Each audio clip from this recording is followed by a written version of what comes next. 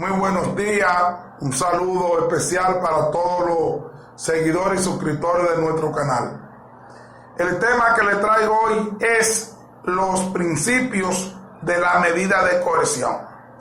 Los principios que regulan la medida de coerción son los siguientes: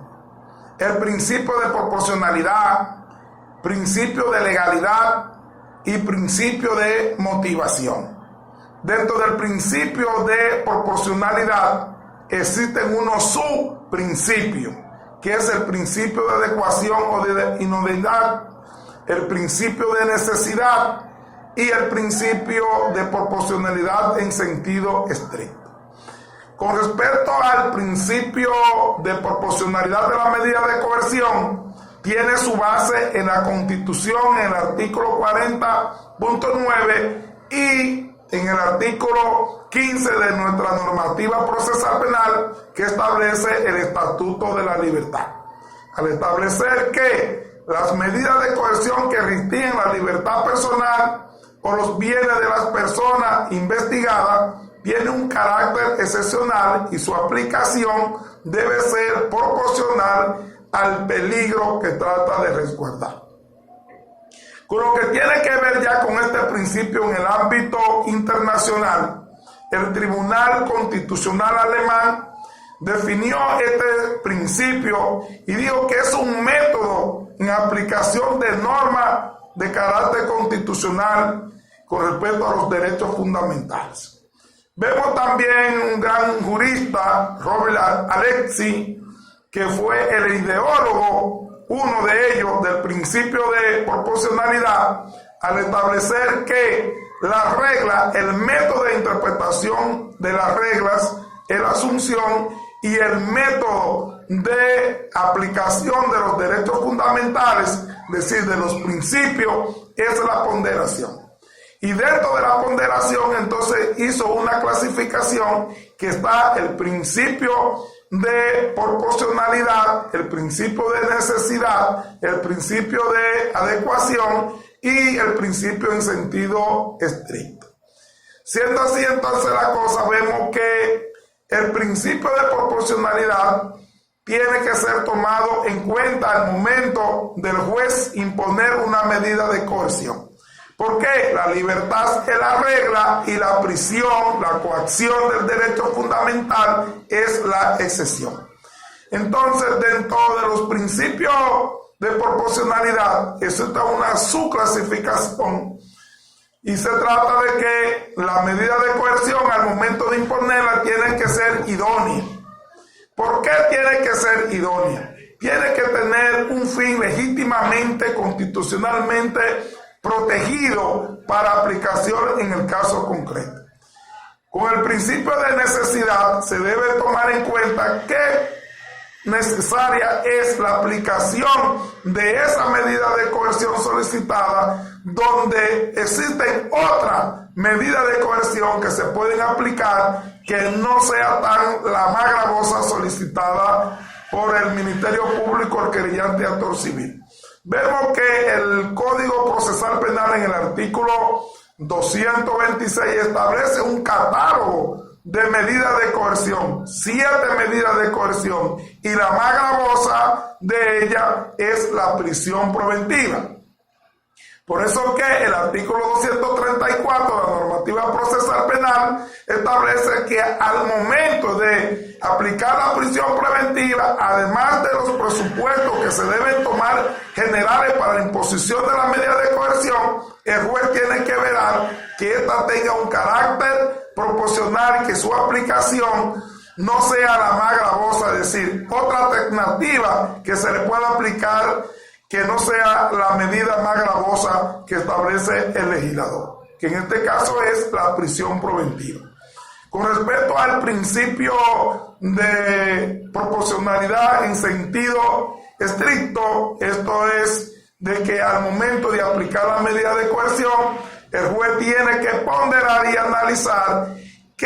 cuáles son los bienes jurídicos protegidos que han sido afectados para los fines poder ponderar si se puede inculcar el derecho del imputado o si se puede el imputado estar en libertad con una medida que no sea la más gravosa. Si vemos entonces lo que supone el artículo 358 con respecto a las contravenciones, dice que no se puede aplicar medida de coerción con respecto a las contravenciones, sino arresto y que dentro del plazo de las 12 horas.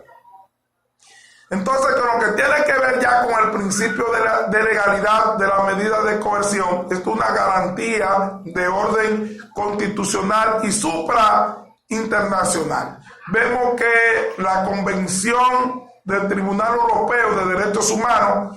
en el artículo 5.1, también vemos que la Corte Interamericana de los Derechos Humanos, la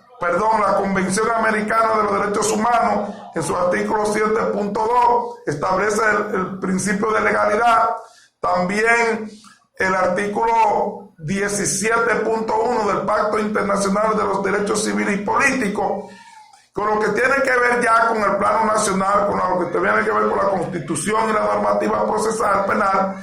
establece la Constitución en el 40.6, 40.17, 40.8, 40.13, 14 y 15 con respecto al principio de legalidad. Ahora, con respecto a la normativa procesal penal, está en el artículo 17, que al establecer que nadie puede ser sometido a proceso penal sin la existencia de una ley previa al hecho imputado, y que esto rige también además para todo lo concerniente a la ejecución de la sanción o la medida de seguridad. También el artículo 4 del Código Penal establece también esta misma garantía de orden constitucional, ya que es un pilar fundamental, porque el juez no puede imponer medidas de coerción que no estén establecidas en la ley. Tiene que velar por este principio de legalidad. Con lo que tiene que ver con el principio de motivación de la resolución. Vemos aquí, cuando analizamos el artículo 222 del Código Procesal Penal, establece que el juez, al momento de imponer una medida de coerción, tiene que establecer una resolución motivada y escrita.